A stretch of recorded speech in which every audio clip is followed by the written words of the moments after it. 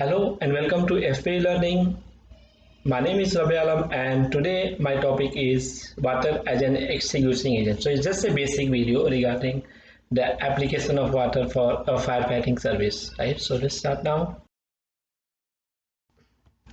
So what is the reason water is used for fighting fire universally, right? So because the very basic reason we have, it is inexpensive, abundant and effective, right? It's available in all over the world, right? And it's effective on fighting the fire.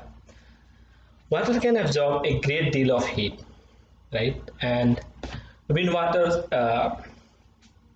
discharges over the fire, right? And when water convert to the steam or when water convert to the vapors, 1 unit of water convert to 1600 times of the vapors, right? So let's say one liter of water converted to steam, it converts to around 1600 times to the vapors, right? So those vapors displacing equal volume of air around the fire, so there is no oxygen, so fire is extinguished by smoldering also, right? And the last one we have the dilution. Water can be extinguished for the dilution. Now the meaning of dilution is that just put more quantity of water in the fire area and fire will be extinguished. But there is a problem with that. If you are adding more water, right, there is a chances of water lagging and the flooding, that we have to take care. So the last one is not effective one, right? Now there are man-made additives to improve the performance of water.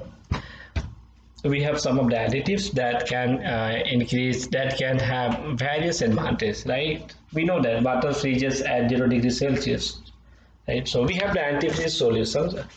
When we want to use the antifreeze solution in area where we have temperature in minus most of the time, we have to use antifreeze solution. We have glycerin or propylene glycol.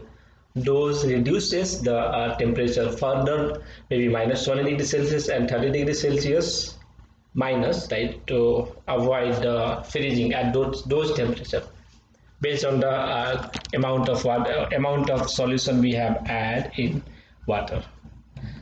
The next problem, we have the corrosion of piping, right? When we have corrosive water or atmospheric condition, right, or in the normal condition also, water air mix and there is a metals, there is a chance of the corrosion by time to time.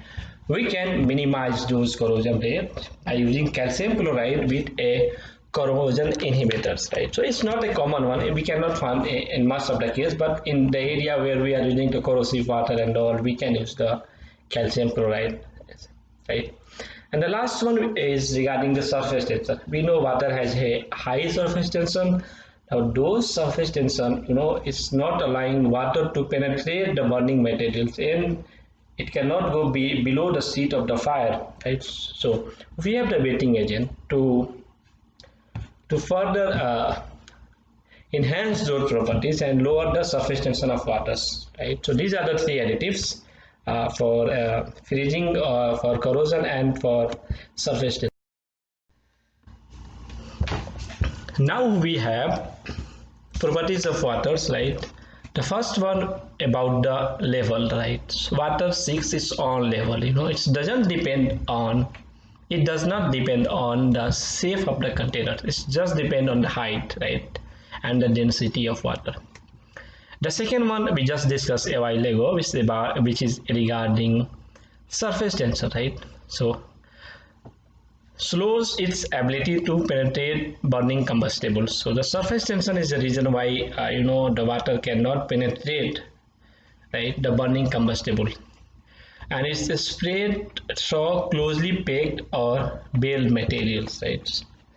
And we discussed in the beginning that to avoid that one, we can use some kind of the additives.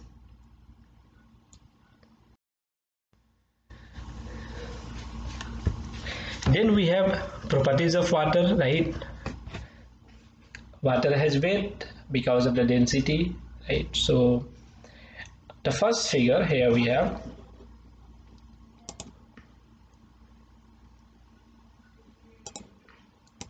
this one, right?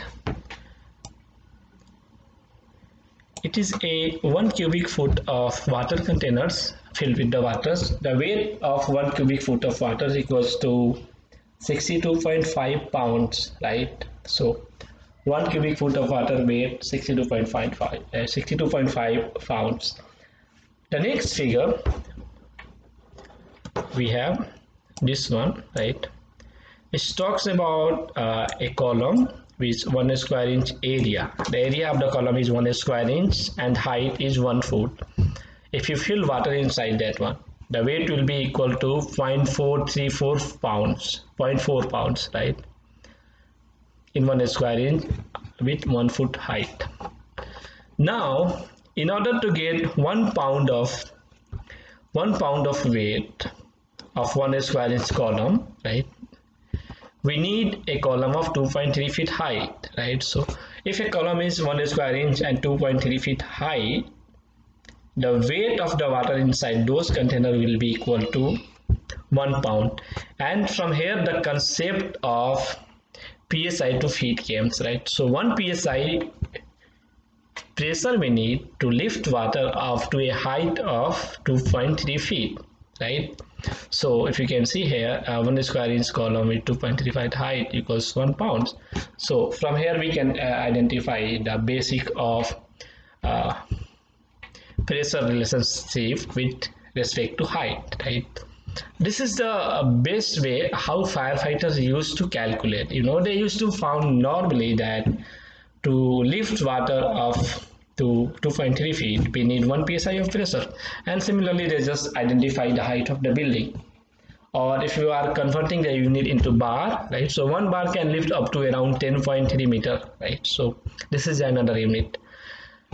And this is the reason why in most of the building code in various jurisdictions, ASJ and all, the IFC, IBC and all, those who are accepted in locally, they limit the maximum height protected by 1 fire pump unit, right? So 1 fire pump unit can maximum supply water to a level of around 80 to 85 meters, because they want to make sure that after that height we need again 100 psi for the standpipe system or for other fire protection system. So most of the energy of water is lost in the friction losses and lifting the water to that much of the height. So after that you might need a pump in series or a booster pump, or let's say another kind of the pumping arrangement at those levels. Okay, so this is much information if we have here in this video regarding the height and all. And the next 4 properties is most common. We know everyone, right? Water freezes at 0 degrees Celsius. We discussed regarding the antifreeze solutions in area where we have chances of freezing always. Temperature is minus, so we can use antifreeze solution. The 5th one talks about the conductance of water, right?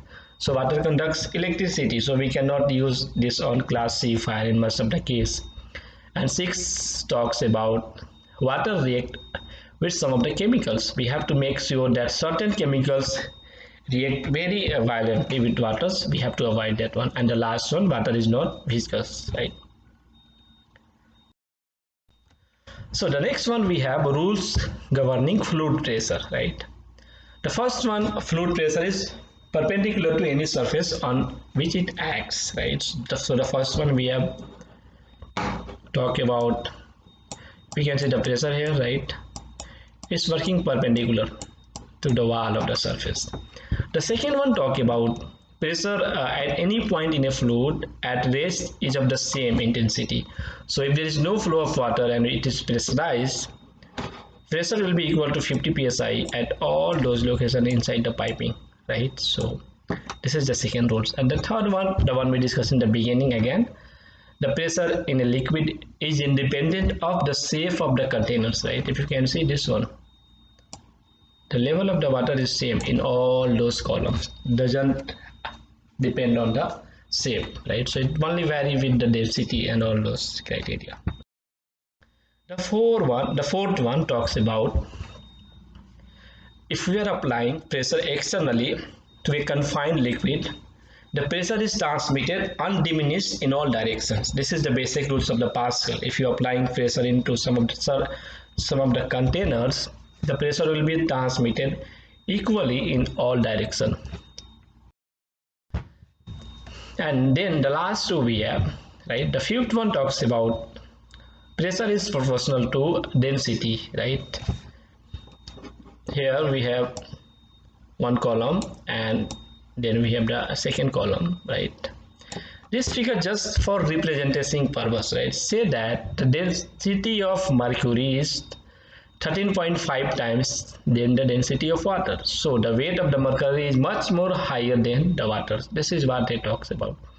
And the last one, the sixth one, talks about pressure is directly proportional to the height, right? We can apply this formula for these two figures, right? 1 foot, 8 foot and 20 feet, right? So different rules are there for all those.